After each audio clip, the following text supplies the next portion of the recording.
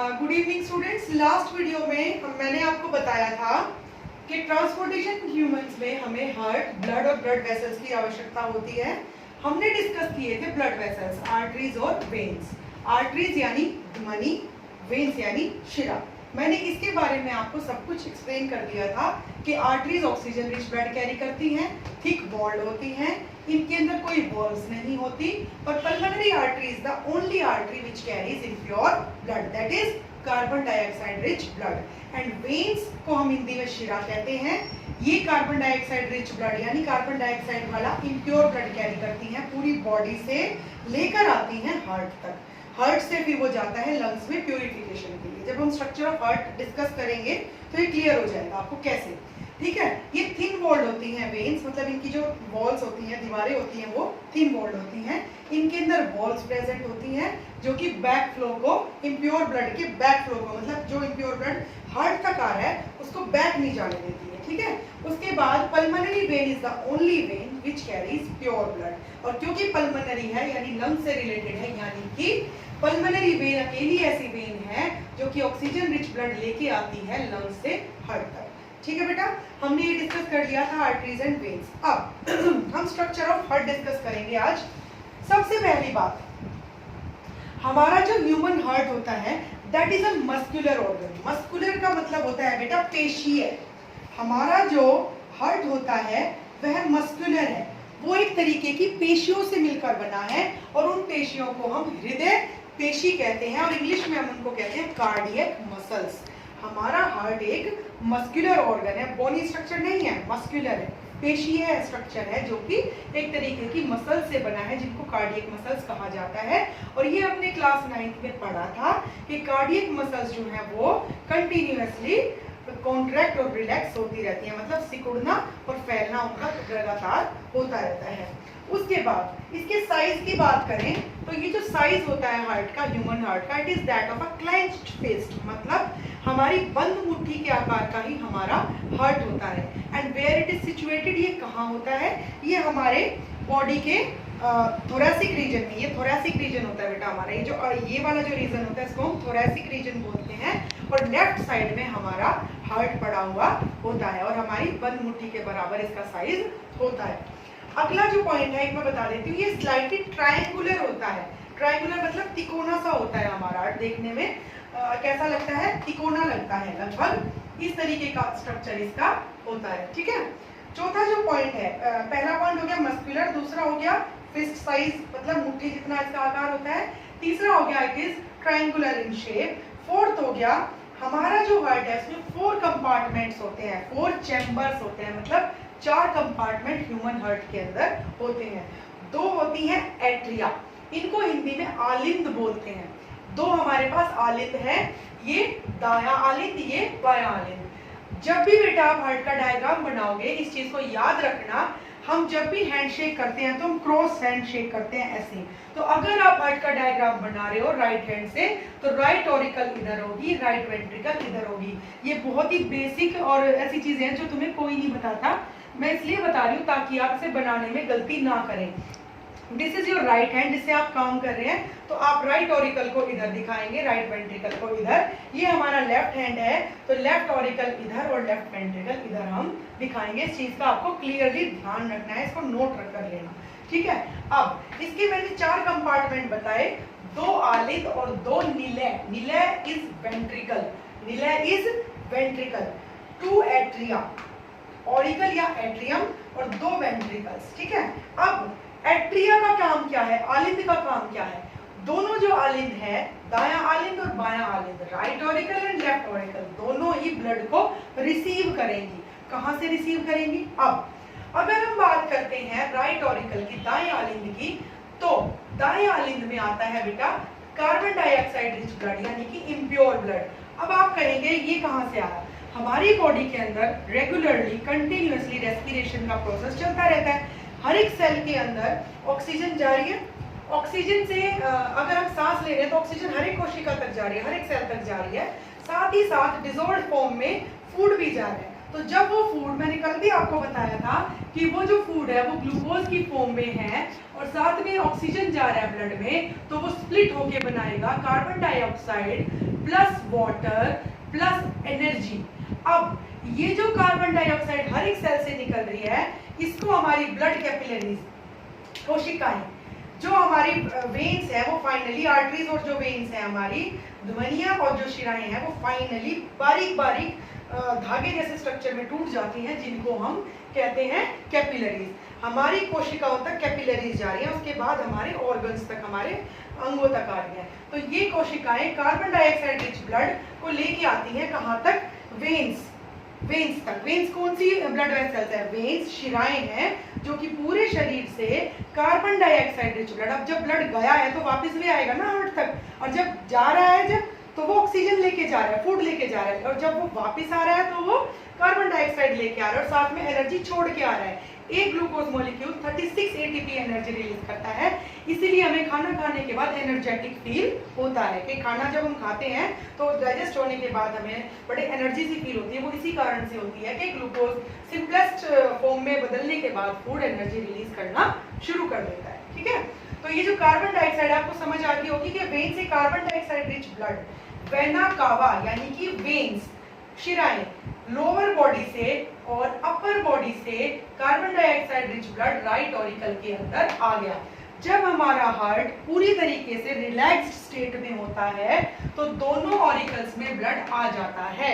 ठीक है, working of heart हम नेक्स्ट सेक्शन, नेक्स्ट वीडियो बनाऊंगी मैं, उसमें डिस्कस करेंगे। अभी आपको मैं स्ट्रक्चर समझाऊंगी अच्छी तरह। तो यानी कि इम्प्योर ब्लड जो था वो राइट ऑरिकल के अंदर आ गया। प्योर ब्लड जो है, अब प्योर ब्लड कहां से आ रहा है? ये जो कार्बन डाइऑक्साइड रिच ब्लड था ये राइट ऑरिकल के अंदर आ गया। हम सांस ले रहे हैं कंटिन्यूअसली अपने नाक के जरिए। हम जब सांस लेते हैं तो ऑक्सीजन जाती है हमारे लंग्स में, लंग्स में भी हर एक हमारी बॉडी के ऑर्गन में ब्लड पहुंच रहा है। ठीक है, ये जो ब्लड है ये ऑक्सीजन लेके आ गया लंग्स से लेफ्ट ऑरिकल के अंदर, और इस काम को कौन कर रहा है? Pulmonary vein. ये अकेली ऐसी वेन है, मैंने आपको पहले भी बताया कि ये अकेली ऐसी वेन है जो कि प्योर ब्लड कैरी करती है। कहां से? पल्मोनरी है तो लंग्स से रिलेशन है, ये याद रखना। ये याद रखने का तरीका है बहुत अच्छा कि लंग्स है तो पल्मोनरी है। तो पल्मोनरी वेन जो है वो ऑक्सीजन रिच ब्लड लंग्स से लेफ्ट ऑरिकल तक ले आई। ठीक है, समझ आया? अब ऑरिकल्स तक तो ब्लड आ गया, अब क्या होगा? अब हमारा ऑरिकल वाला जो पार्ट है, आलिंद जो है, वो सिकुड़ना शुरू होगा। तो जब वो सिकुड़ना शुरू होगा तो ये ब्लड यहाँ से, ये कौन सा ब्लड आया भाई? कार्बन डाइऑक्साइड वाला ब्लड ऑरिकल से वेंट्रिकल के अंदर चला गया। और कहां से आया? ये जो तुम्हें दिखाई दे रहे हैं ये रास्ते, ये 1 2 3, ये जो तुम्हें दिखाई दे रही है ये है वॉल्स, जो वॉल्स हमने वहां पढ़ी थी, ये वाली वॉल्स जो हमने पढ़ी थी, ये जो रास्ते होते हैं, यहाँ पे राइट ऑरिकल और राइट वेंट्रिकल के बीच में जो वॉल्स हैं उनको कहते हैं ट्राइकस्पिड वॉल्स, यानी कि त्रिपर्दीय वॉल। त्रिपर्दीय क्यों? क्योंकि 3 रास्ते हैं, 1 2 3, इसलिए इनको कहते हैं ट्राइकस्पिड वॉल्स। ठीक है, इम्प्योर ब्लड वेन से राइट ऑरिकल में आया, उसके बाद वेंट्रिकल्स में गया। ठीक है, इधर से ये भी तो कॉन्ट्रैक्ट हो रहा है हमारा लेफ्ट ऑरिकल, यहाँ से प्योर ब्लड यानी ऑक्सीजन रिच ब्लड। अब यहाँ जो वॉल्स हैं, मैंने यहाँ पे आपको मेंशन किया है, ये वाली, ये जो वॉल्स हैं यहाँ पे कितनी है? 1 और 2, इनको हम इसलिए बाइकस्पिड वॉल्व कहते हैं, और हिंदी में इनको कहते हैं द्विपर्दीय वॉल्व। द्विपर्दीय मतलब 2 रास्ते हैं इनके आने के, ब्लड के, प्योर ब्लड के यहाँ से यहाँ आने में। अब आप कहेंगे कि वॉल्स का क्या काम है? वॉल्स का ये काम है, जब इम्प्योर ब्लड यहाँ से यहाँ आ गया, प्योर ब्लड यहाँ से यहाँ आ गया, उसके बाद ये क्या होती है? बंद हो जाती है। ये बंद हो जाएंगी, ये बंद हो जाएंगी, ताकि ये ब्लड जो है ये बैक फ्लो ना चला जाए, वापस ना चला जाए वेंट्रिकल से ऑरिकल में, वेंट्रिकल से ऑरिकल में। ठीक है, अब इनको रास्ता चाहिए बाहर जाने के लिए। यहाँ पे इस स्टेज में ये सिकुड़ रही थी और ये रिलैक्स थी वेंट्रिकल्स। ठीक है, अब ये रिलैक्स होगी क्योंकि इन्होंने अपना जो ब्लड था वो यहाँ पे एम्प्टी कर लिया। अब वेंट्रिकल सिकुड़ना शुरू हो जाएंगी। जब वेंट्रिकल सिकुड़ेंगी तो कार्बन डाइऑक्साइड रिच ब्लड जो है वो चढ़ना शुरू हो जाएगा इस वाली ब्लड वेसल में। अब ये क्या है? ये है आपकी पल्मोनरी आर्टरी। मैंने आपको पहले भी बताया, pulmonary artery is the only artery which carries carbon dioxide rich blood. कहां से? हमारे राइट वेंट्रिकल से, दाएं नीले से CO2 वाला ब्लड पल्मोनरी आर्टरी ही लंग्स तक पहुंचाती है। क्लियर? ठीक है। और इधर से हमारी लेफ्ट वेंट्रिकल में लंग्स से जो प्योर ब्लड आया ऑरिकल में गया, फिर वेंट्रिकल में गया, वेंट्रिकल से ये प्योर ब्लड जो है बॉडी में चला गया। अब बॉडी में चला गया, इस वाले उसको हम क्या बोलते हैं? इसको हम बोलते हैं अयोटा। इसका नाम है अयोटा। इस वाली आर्टरी को हम अयोटा बोलते हैं, जो कि हमारे अपर बॉडी में प्योर ब्लड पहुंचा देगी और बाकी सारे ऑर्गन्स तक। आर्टरीज, क्योंकि आर्टरीज का काम है प्योर ब्लड लेके जाना, अयोटा भी एक आर्टरी है, ठीक है। तो ये प्योर ब्लड हमारी पूरी बॉडी तक पहुंचा देगी। अब ये जो पल्मोनरी आर्टरी ने कार्बन डाइऑक्साइड वाला ब्लड लंग्स को दिया है, लंग्स को दे दिया, लंग्स में वो प्योर हो गया। वो जो ब्लड मैंने कहा था कि बेटा लंग्स से प्योर ब्लड आ रहा है, कहां से आ रहा है? पल्मोनरी आर्टरी से प्योर जो ब्लड है वो लंग्स में गया। लंग्स में हमारे आ रही है रेगुलर ऑक्सीजन। कहां से? हमारे नोज से।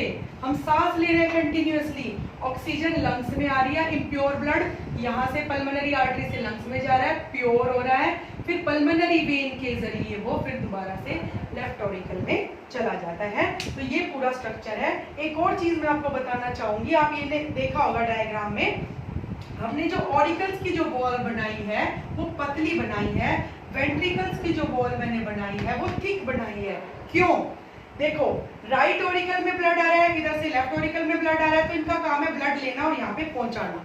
ज्यादा प्रेशर किसके ऊपर है? वेंट्रिकल्स के ऊपर, नीले के ऊपर प्रेशर ज्यादा है, क्योंकि उनको एक तरफ से तो पहुंचाना है पूरी बॉडी में, फिर दूसरी तरफ से कॉन्ट्रैक्ट होकर उनको पहुंचाना है क्या कहते हैं, लंग्स तक ब्लड, ठीक है। तो इनके ऊपर प्रेशर ज्यादा है, इसलिए वेंट्रिकल्स की जो वॉल है वो मोटी होती है, थिक होती है, और ऑरिकल्स की पतली होती है। और इस पूरी को हम बोलते हैं पेरिकार्डियम।